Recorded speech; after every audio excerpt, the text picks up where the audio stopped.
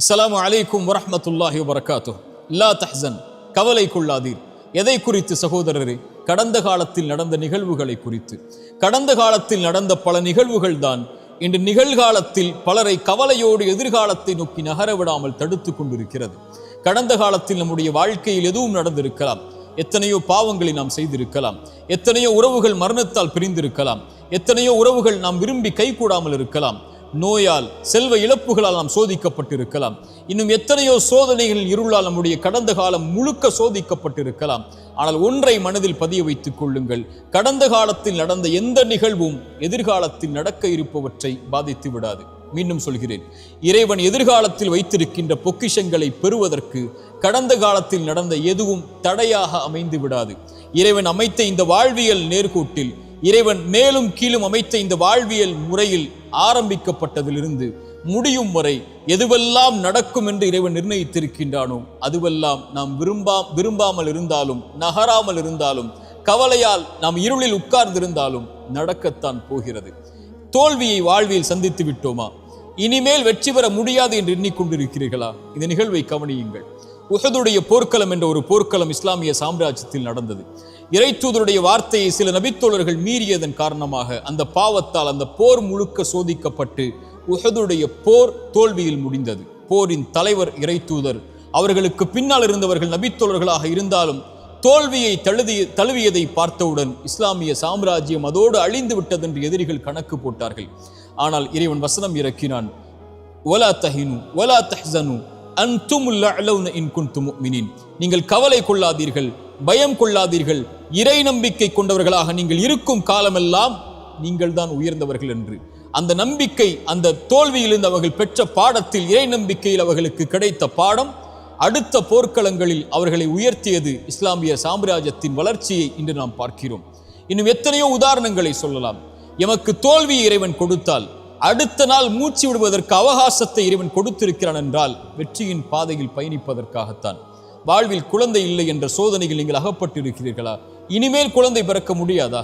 எத்தனையோ நபிமார்கள் வயதான காலம் வரை இறைவனிடத்தில் பிரார்த்தனை செய்து கடந்த காலத்தில் நடந்ததை நினைத்து அவர்கள் வருந்தி பிரார்த்தனை செய்த காரணத்தால் எதிர்காலத்தில் இறைவன் அவர்களுக்கு குழந்தையை கொடுத்தானே. எத்தனையோ குற்ற உணர்ச்சிகளால் பாதிக்கப்பட்டு அந்த குற்றத்தை செய்த குற்றத்தின் காரணமாக உணர்ச்சியால் அந்த வருத்தத்தில் உங்களுடைய வாழ்வை நீங்கள் சோதனையில் உள்ளாக்கி இருக்கிறீர்களா? எத்தனையோ நபிமார்கள் பாவம் செய்திருக்கிறார்கள். ஆதம் பாவம் செய்தார் அலைஹிஸ்ஸலாம். இறைவனை அழைத்தார், அநீதம் செய்து விட்டேன் யா அல்லாஹ், என்னை மன்னித்து விடு என்றார். மன்னித்தான் இறைவன். நபி யூனுஸ் ஒரு குற்றத்தை செய்தார், இறைவனிடத்தில் மன்னிப்பை தேடினார், மன்னித்தான் இறைவன். இறைத்தூதர் ஸல்லல்லாஹு அலைஹி வஸல்லம் சொன்னார்கள், இந்த ஹதீஸை கேளுங்கள். ஒரு மனிதன் இரவில் பாவம் செய்வான், காலையில் வந்து மனிதர்களுக்கு மத்தியில் நான் இதை செய்தேன் என்று சொல்லுவான்.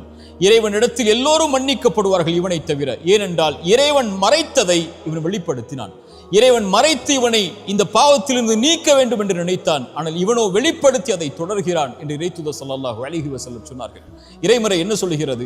ஒரு மனிதன் பாவம் செய்கிறான், அந்த பாவத்திலிருந்து மீள்கிறான், ஈமான் கொண்டு, இறை நம்பிக்கை கொண்டு, நல்ல அமல்களை செய்தென்றால் அவன் செய்த பாவங்கள் அனைத்தையும் அவன் பாவ மன்னிப்பை தேடியதற்கு பிறகு நன்மைகளாக அவனுடைய புத்தகத்தில் மாற்றுகிறான் இறைவன். ஏன்?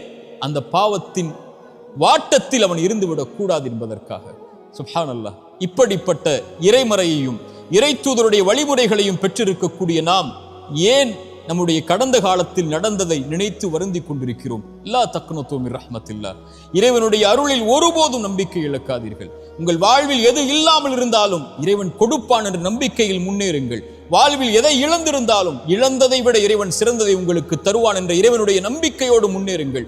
பாவம் செய்வதை விட பெரிய பாவம் இறைவனுடைய அருளில் நம்பிக்கை இழப்பது. லா தக்னது மின் ரஹ்மத்தில்லாஹ். இறைவனுடைய அருளில் ஒருபோதும் நம்பிக்கை இழந்து விடாதீர்கள். இந்த 3 விஷயங்களை மனதில் பதிய வைத்துக் கொள்ளுங்கள். முதலாவது, நடக்க இருக்கின்ற எல்லாம் இறைவனுடைய புறத்திலிருந்து தான் நடக்கிறது என்ற அடிப்படையை இறைவன் கூறுகிறான். ஒரு மனிதன் சோதிக்கப்பட்டால் அவன் சொல்லுவான், அவன் இறை நம்பிக்கை உள்ளவன், அவன் சொல்லுவான் பொறுமையோடு, இன்னா லில்லாஹி வ இன்னா இலைஹி ராஜிஊன். இன்னா லில்லாஹ், எல்லாம் அல்லாஹ்வின் புறத்திலிருந்து தான் வருகிறது, அவனை நோக்கி தான் நான் செல்ல இருக்கிறேன் என்று சொல்லுவான். இறைத்தூதர் சொன்னார்கள், இந்த வார்த்தையை சோதனையில் பொறுமையோடு சொல்பவனுக்கு அவன் இழந்ததை விட இறைவன் சிறந்ததை கொடுப்பான். அவன் நம்புகிறான், இறைவன் புறத்திலிருந்து தான் நடந்தது இந்த கடந்த காலத்தில், இறைவன் இதை மாற்றுவான், அவன் எதிர்காலத்தை எனக்கு கொடுத்திருக்கிறான், அதை நோக்கி நான் நகர வேண்டும் என்ற அடிப்படையை புரிந்தவனாக அவன் இந்த உலக வாழ்வில் வாழ்வான், எது இழந்தாலும் என்று இறைத்தூதர் சொன்னார்கள். ஒரு மனிதனுடைய குழந்தையுடைய உயிரை கைப்பற்றுவான் இறைவன். கைப்பற்றக்கூடிய மலக்கிடத்திலே அந்த வானவரிடத்திலே கேட்பான், இந்த அடியானுடைய குழந்தையின் உயிரை கைப்பற்றும் போது அவன் என்ன சொன்னான்? அவன் நேசித்த அந்த குழந்தையுடைய உயிரை கைப்பற்றும் போது அந்த இறையடியான் என்ன சொன்னான்? யா அல்லாஹ், என் நிறைவா, இவன் புகழ்ந்தான் உன்னை, உன்னிடத்திலே திரும்பி வந்து விட்டான். இன்னா லில்லாஹி வ இன்னா இலைஹி ராஜிஊன். யா அல்லாஹ், உன்னை சார்ந்தவன் நான், உன்னிடத்திலே திரும்பி வருகிறேன் என்ற அந்த வார்த்தையை மொழிந்தான். இறைவன் சொல்லுவான், அவனுக்கு சொர்க்கத்திலே ஒரு வீட்டை அமையுங்கள் என்று. இதுதான் இறை நம்பிக்கை கொண்டவனுடைய பண்பு. இறைவனுடைய நாட்டத்தில் நடக்கிறது, இனிமேல் நடப்பது சிறந்ததாக இருக்கும் என்று இறைவனை சார்ந்து வாழ ஆரம்பிப்பான். இரண்டாவது, நன்றியோடு இருங்கள். கடந்த காலத்தில் உங்களுக்கு கஷ்டத்தில் துணை இருந்தவர்களுக்கு, சிரமத்தில் துணை இருந்தவர்களுக்கு, உங்களை கைவிட்ட போது கை கொடுத்து உதவிய நல்லவர்களுக்கு நன்றியோடு இந்த உலக வாழ்வில், எஞ்சி இருக்கக்கூடிய வாழ்விலும் வாழ ஆரம்பியுங்கள். மூன்றாவது, பாவ மன்னிப்பை கேளுங்கள். நீங்கள் இறைவனுக்கு பாவம் செய்தால் இறைவனிடத்திலே மன்னிப்பை பெறலாம்.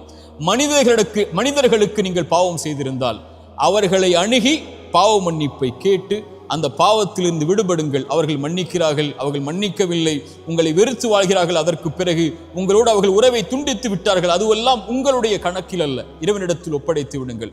அவர்களை அணுகி மன்னிப்பை கேளுங்கள். மன்னிப்பை தேடி எதிர்கால வாழ்வில் அந்த தவறை மீண்டும் செய்யாமல் உங்களை பாதுகாத்துக் கொள்ளுங்கள். இந்த மூன்று அடிப்படைகளை கடந்த காலத்தில் இருந்து எழுந்து வரும்போது நிம்மதியோடு எதிர்காலத்தை கழிப்பதற்காக பாடமாக பெற்று கழியுங்கள். கடந்த காலத்தில் தவறுகள் செய்திருந்தால், கடந்த காலத்தில் உங்களுடைய கரத்தாலே நீங்கள் அநீதம் செய்திருந்தால், கடந்த காலத்தில் உங்களுடைய கரத்தாலேயே நீங்கள் பாவம் செய்திருந்தால், குற்றம் செய்திருந்தால், எதிர்காலத்தில் இறைவனிடத்தில் மன்னிப்பை தேடி நிகழ்காலத்தில் நீங்கள் வாழ்ந்து கொண்டிருந்தால், எதிர்காலத்தில் ஒருபோதும் அந்த தவறை மீண்டும் செய்து விடாதீர்கள். இதுதான் குறிப்பாக நாம் புரிந்து கொள்ள வேண்டிய அறிவுரை. கடைசியாக, இந்த உலகத்தில் எது உங்களை விட்டு நீங்கி இருந்தாலும், இந்த உலகத்தில் யார் உங்களை விட்டு நீங்கி இருந்தாலும், இந்த உலகத்தில் எது உங்களை புறக்கணித்து விட்டாலும், இறைவன் உங்களை ஒருபோதும் புறக்கணிப்பதில்லை. அவன் உங்களோடுதான் உங்களுடைய கடைசி மூச்சு இருக்கும் வரையும் இந்த உலகத்தில் இருப்பான் என்ற அடிப்படையை மனதில் பதிய வைத்துக் கொள்ளுங்கள். கவலைகள் நீங்கும். அகூலு கௌலி ஹாதா அஸ்தகுஃபிருல்லாஹ் லி வ லக்கும். அஸ்ஸலாமு அலைக்கும் வரஹ்மத்துல்லாஹி.